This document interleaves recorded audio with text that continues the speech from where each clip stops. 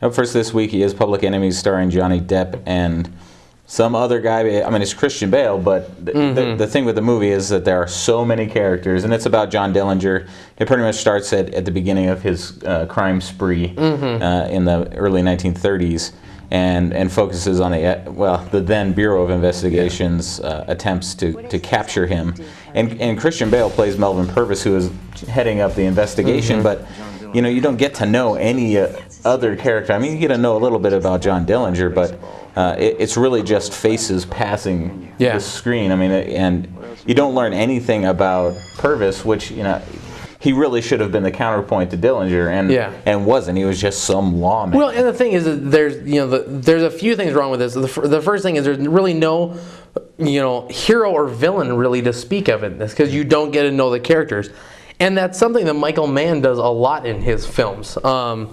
In Ali, which I really like, because I know a little bit about Muhammad Ali, but I heard a lot of complaints that people would come into it and there's no setup into the life of Muhammad Ali or where he's coming from or anything like that. You kind of have to do some research before you watch a Michael Mann movie to kind of see where he's coming from. So that's something that Michael Mann really needs to work on.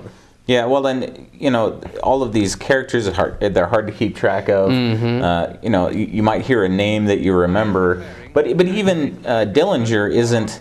You don't really get a lot of backstory on him. I mean, he's pretty much motivated simply by the thrill of what he's doing, and it's too bad, because you have a cast that's. I mean, there were apparently people falling all over themselves to be in this movie, even if it's for a couple of scenes. I mean, Giovanni Ribisi shows up briefly.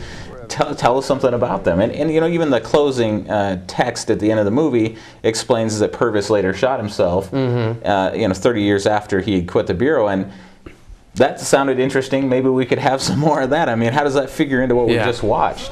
And it doesn't. And while it's slickly made and it looks great, there's a gunfight that takes place in Wisconsin that was actually filmed in a real location.